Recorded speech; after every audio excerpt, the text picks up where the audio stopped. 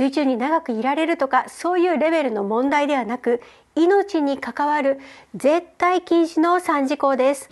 今回の研究テーマは、息止めを長くしたいならこれをやるなです。あなたは何分息を止められますか？今回は息止めをするときにやってしまうと、息止めの時間が短くなってしまうという、息止めが長くできない15のことをご紹介します。こんにちは。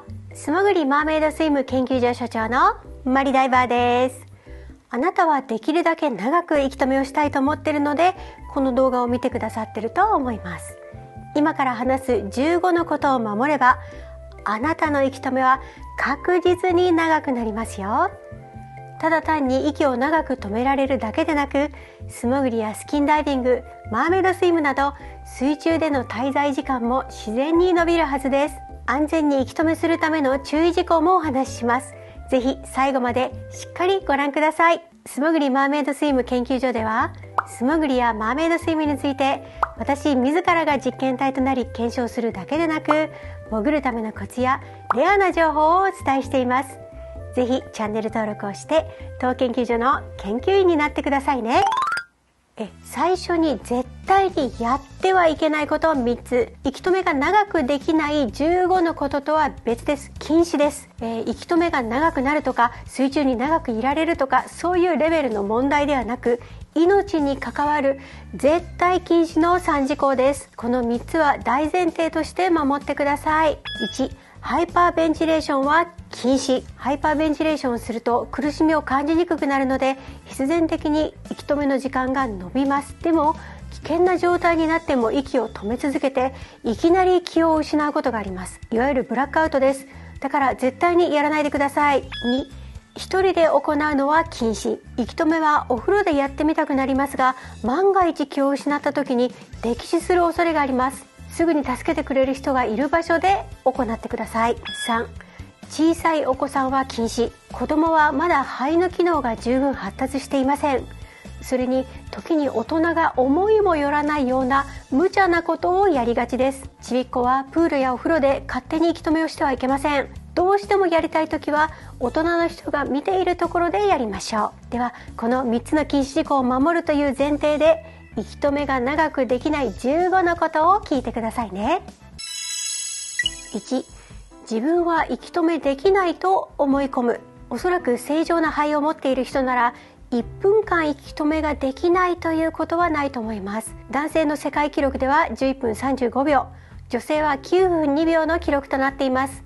これを聞いて、そんなに息を止めて大丈夫なの？と驚かれたのではないですか？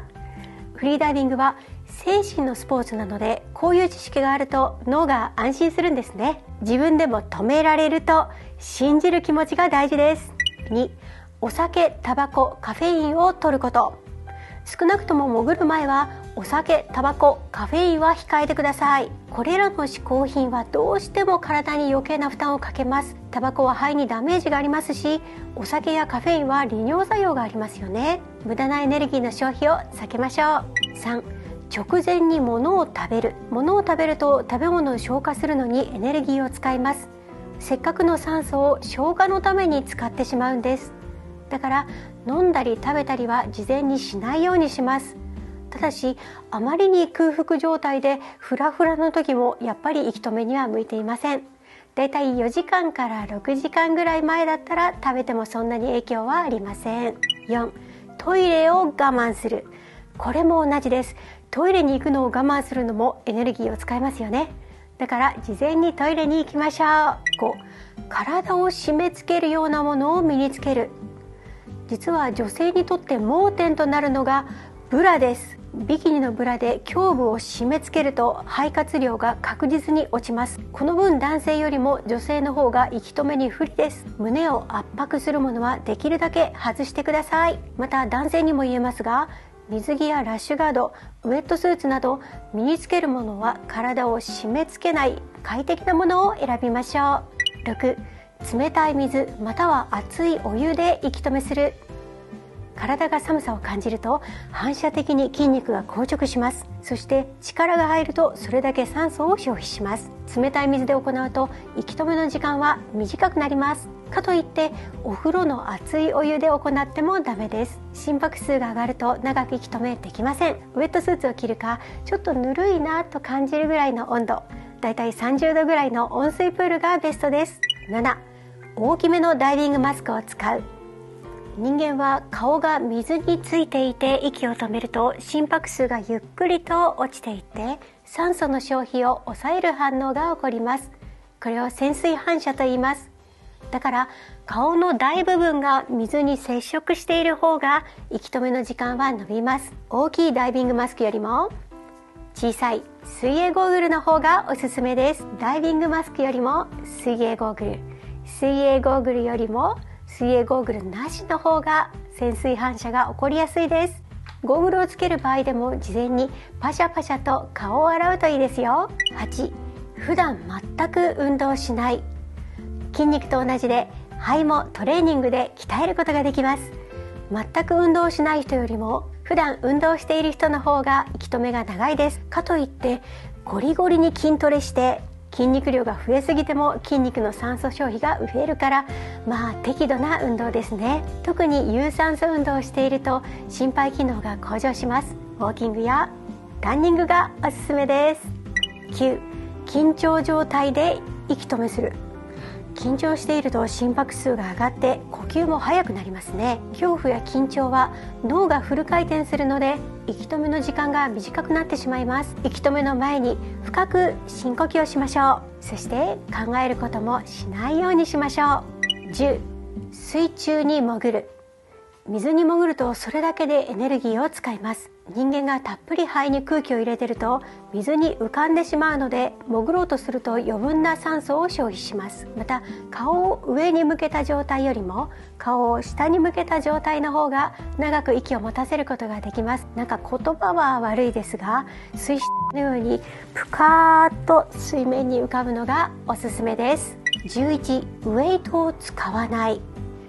どうしても水中に潜って息止めしたい人は自力で潜らないでください。ウェイト、重りを使います。この時も仰向けの状態よりもうつ伏せの状態の方が長く息が持ちます。ただし必ず足がつくところで誰か他の人が様子を観察していること。水底でじーっと息を止めていると気を失っているのか息止めをしているのか見分けがつきづらいですからね。いつでも救助できる状態で行ってください。12、いきなり息止めをする。試しに3回ほど息止めをやってみると2回目3回目の方が息止めの時間が長いはずです。肺が息止めに慣れるためです。本番前に事前に息止め練習をしてみるといいですよ。ただし十分に休息をとって連続して息止めするのはやめてください。すぐに何度も息止めするとタイムは短くなってしまいます。13、ほっぺを膨らませる。最後の一息を吸うときにほっぺを膨らませないでください。ほっぺたに力を入れてもタイムは伸びません。むしろ顔に力を入れてしまうので息止めの時間は短くなります。一見してほっぺを膨らませているようなパッキングというテクニックもフリーダイビングにはあります。でもこれは全く別です。ただパッキングは上級者向けなのでここでは割愛します。14、水中で息を吐く。人が息を止めた時に苦しく感じるのは酸素がなくなるからじゃないです。血液に二酸化炭素が増えるから脳が二酸化炭素の濃度を薄めるために息を吐けと命令してすごく苦しく感じるんです。息を止めていると息を吐きたくなりますよね。息を吐くとその瞬間ふっと楽になります。でも実はその吐いた息の中にも酸素が残っています。息を吐き出してしまったらその酸素を利用できません。息を吐くのは我慢します。息を吐くのは水面に顔を出す直前です。15、横隔膜の痙攣を怖がる。息止めをしばらく続けていると横隔膜が痙攣し始めます。こんな感じです。あくまで私個人の体感ですが、人によりますが3分を超えてくるぐらいの時点でこの痙攣が始まるんじゃないかなと思います。フリーダイビングのスタティックアプネアという息を止める競技がありますが、むしろこの痙攣が始まってからが勝負です。この段階でもまだまだ全然息止めはできますが、普段トレーニングをしていない人はこの時点でやめてください。初めて痙攣を体験するとすごくびっくりしてしまうんですよね。死ぬんじゃないかと思って恐怖心を感じると思います。パニックになってしまうことがあるので、決して無理はしないようにしましょう。はい、以上、息止めを長くするためにやってはいけないことを15お話ししました。こちらがまとめになります。簡単なことからちょっと難しいことまでいろいろありますが、自分ができることだけでもやってみると結構息止めの時間が伸びていきますよ。でもね、自分の限界を知ってギブアップすることも大事です。意地になって競争しようとしたり、頑張りすぎてしまうと思わぬ事故を起こします。一番怖いのがブラックアウトです。冒頭でもちょこっと言いましたが、一時的に気を失うことですね。ブラックアウトってどんな時になると思いますか？我慢して我慢して、もうすごく頑張って、もうダメだ、気絶ってなると思いますか？違うんですよ。まだいける、まだ大丈夫、いけるいける、そんな風に思っていて、気がついたらプールサイドに引き上げられている。まるで時間が飛んだように突然起こるものなんです。プールサイドに引き上げられているならまあいいですよ。でもたった一人でお風呂で息止めした時にブラックアウトしたら溺死してしまうかもしれませんよね。発見したご家族の気持ちはもうショックどころではありませんよ。そんなことで周りの人を悲しませたらダメです。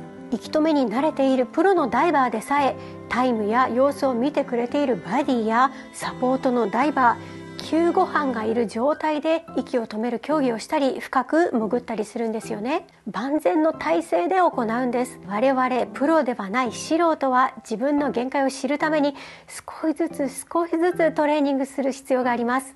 だから決して無茶はしないでくださいね。この動画が面白いと思われましたら、見たよという合図代わりに高評価をポチッと押してください。いつも高評価をくださってありがとうございます。疑問、質問、実験、検証のリクエストも気軽にコメント欄に書き込んでくださいね。また次回の動画であなたとお会いできたら嬉しいです。